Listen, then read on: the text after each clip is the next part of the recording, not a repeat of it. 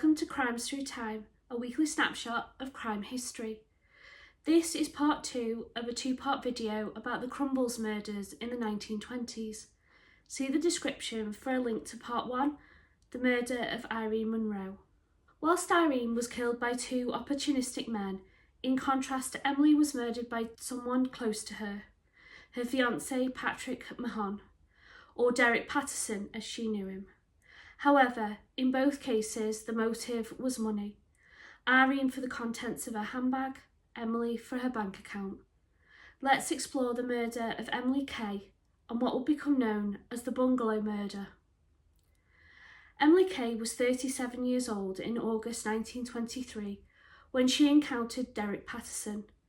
He was a sales manager that would visit the offices of Robertson, Hill & Co. in Moorgate in the City of London, where Emily worked as a shorthand typist and personal secretary. Within weeks, the pair embarked on an affair, most likely after Derek discovered that Emily had savings of £500, equivalent of about $38,000 in 2023. But she had no idea who this man really was and what he was capable of doing. Derek Patterson was one of the many aliases used by Patrick Mahon.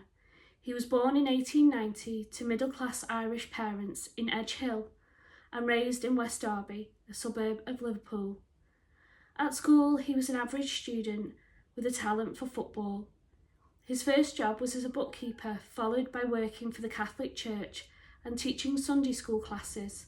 On the 6th of April 1910, Patrick married his childhood sweetheart, Jessie, but wedded bliss was short-lived. Later that year, he was arrested for burgling the house of a clergyman. This was the beginning of Patrick's extensive criminal career.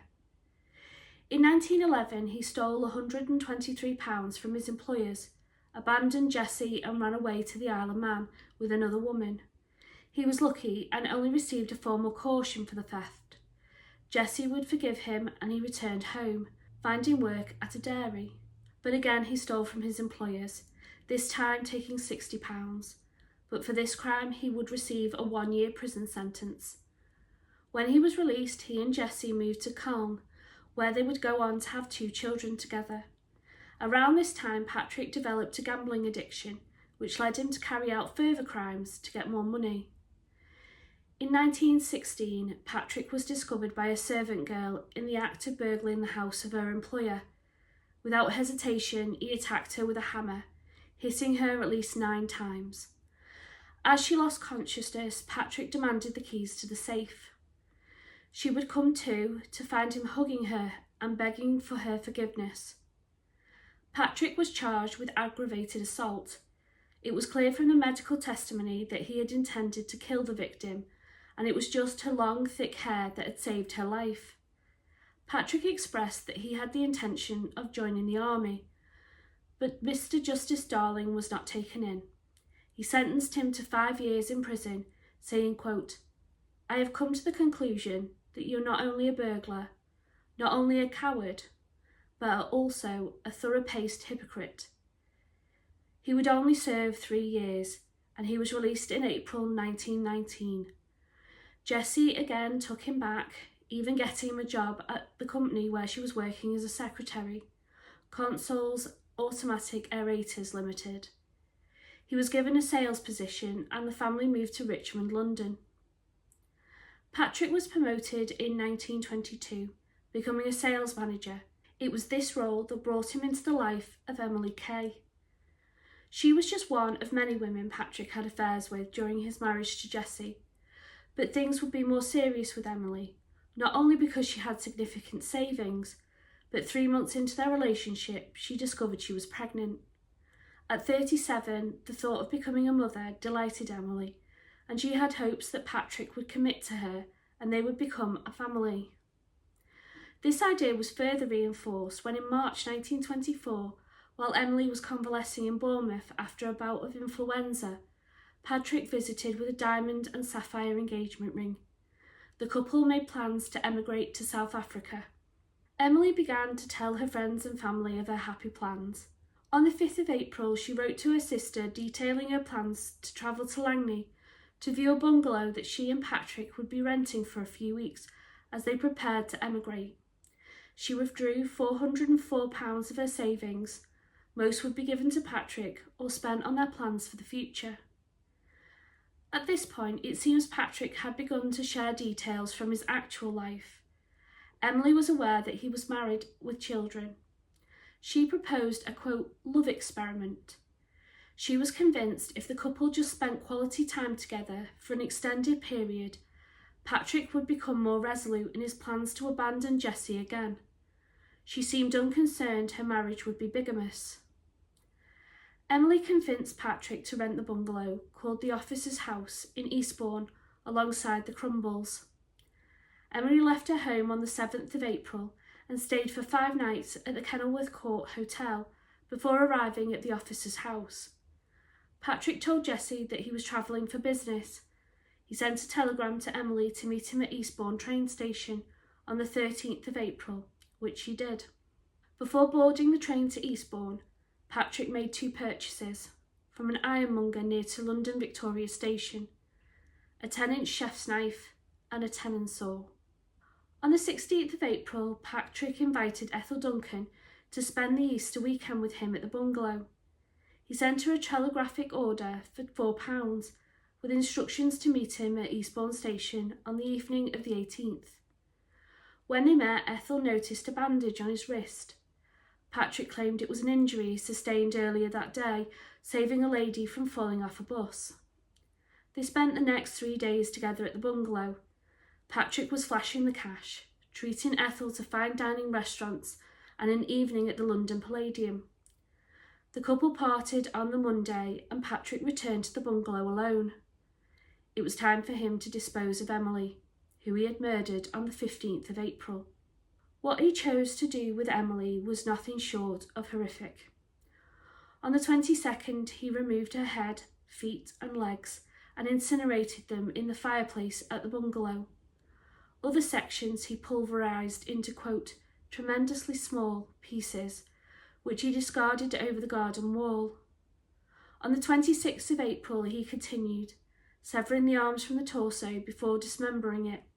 Portions were boiled.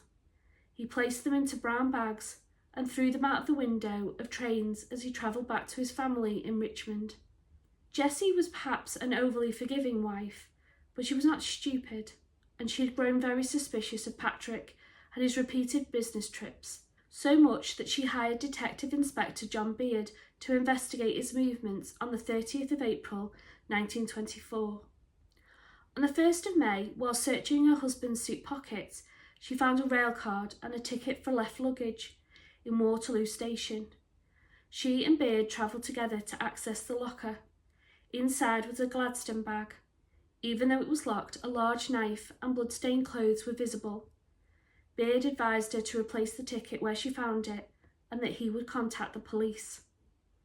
Inspector Percy Savage took a sample of the blood-stained fabric, and when it was confirmed to be human blood, 2 undercover officers were stationed to arrest Patrick when he came to collect the bag. It was 6:15 p.m. on the 2nd of May when Patrick arrived to pay the 5 shillings to retrieve the bag. Once he admitted that the bag was indeed his, he was arrested. He was transported to Scotland Yard. Once opened, the bag contained female clothing and a chef's knife covered in blood and grease, with speckles of disinfectant. A canvas racket bag was also recovered with Emily's initials on it. Patrick's explanation was, quote, I'm fond of dogs.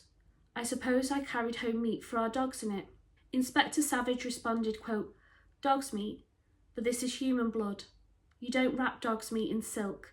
Your explanation doesn't satisfy me.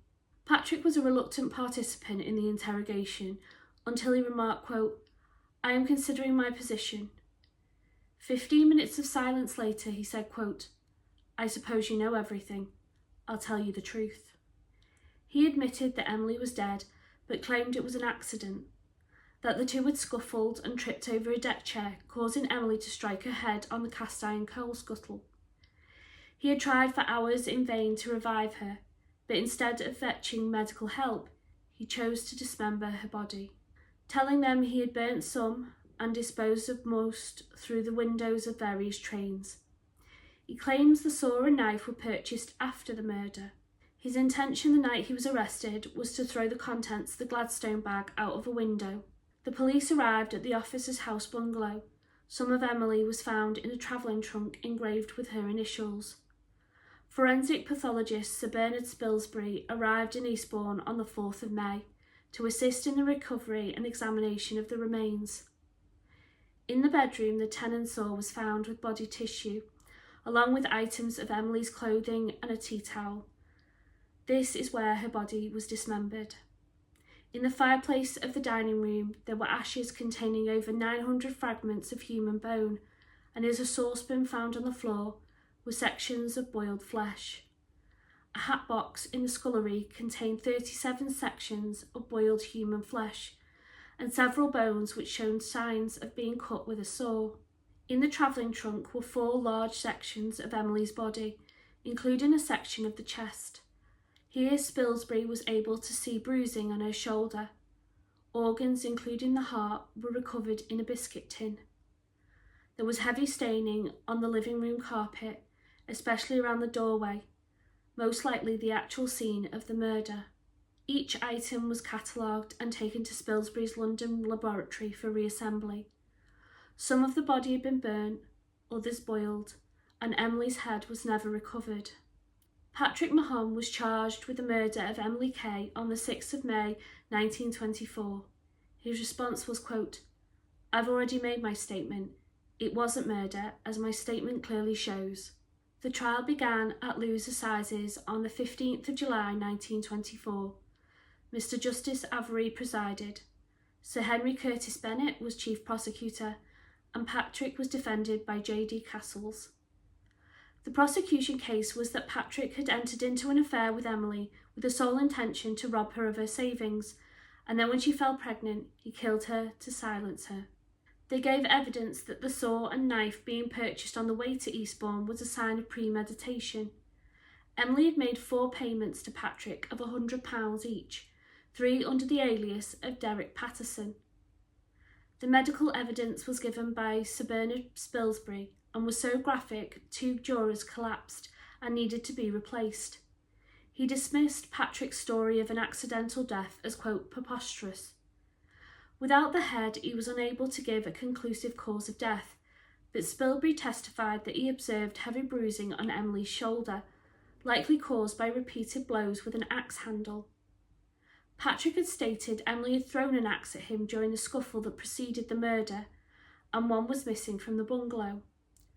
Also of note, as being missing from the crime scene, was any damage to the property caused by a flying axe, and any body tissue on the coal scuttle that Emily struck her head on, telling given the bodily substances were found in abundance elsewhere. Patrick Mahon took to the stand for 5 hours in his own defence and put on quite the performance. He sobbed as he told of the accident that led to Emily dying. He even collapsed at one point, describing the disposal of the body. He denied that the bungalow was rented so that he could have privacy to kill Emily, asserting it was her idea as a love experiment. Quote, "So she could act as my wife, doing the cooking and cleaning and everything, so she could convince me that I could be entirely happy with her." The prosecution directly challenged Patrick about when he purchased the saw and knife. He dramatically insisted that it was the 17th after Emily had died, to which Curtis Bennett produced the invoice proving that it was the 12th. Patrick had no answer. The trial closed on the 19th of July. Castles for the defence asked the jury to consider the idea that it was an accidental death, asking, quote, "Have you before you an inhuman monster, or a man who is the victim of the most extraordinary circumstances?" An awkward question given the awful things Patrick did with the body. I think that alone qualifies him as a monster. The jury took 45 minutes to return a guilty verdict. Patrick did not take the news well, denouncing Judge Avery as acting with, quote, bitterness and unfairness. When passing the death sentence against Patrick, Justice Avery said, quote, "Patrick Herbert Mahon, the jury have arrived at the only proper conclusion on the evidence that is laid before them. They have arrived at the conclusion without knowing anything of your past life.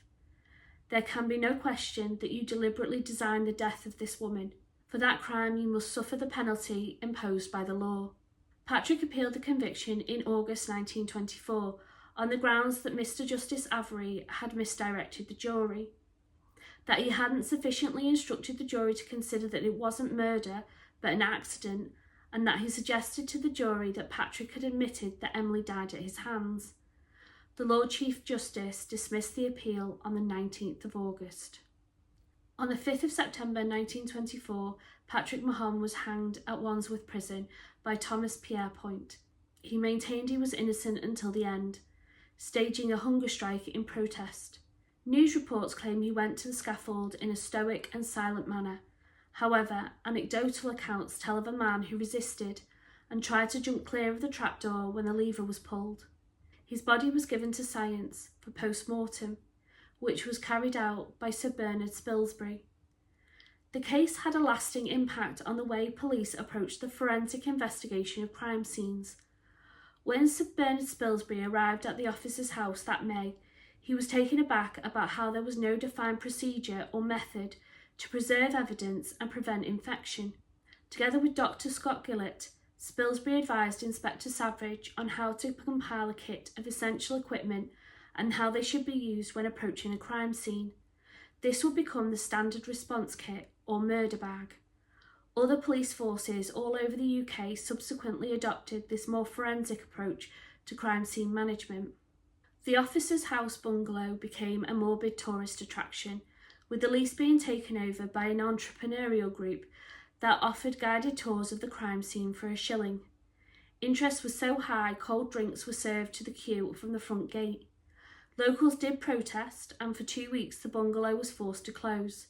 However, it would reopen with a higher price tag of £2 a tour and started accepting coach parties that took special trips to see the grisly location.